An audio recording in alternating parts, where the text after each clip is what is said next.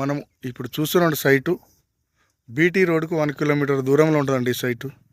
ఈ సైట్లకు రావడానికి 15 ఫీట్ల దారి.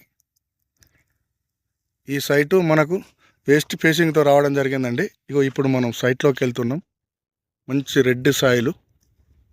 ఇగో ఇక్కడ కనపడే కడిల నుండి అక్కడ కనపడే కంది చేను నుండి ఇగో ఇక్కడ కనపడే అక్కడ వేప చెట్టు నుండి ఇట్లా స్కేర్గా 4 మూలల పెట్టండి.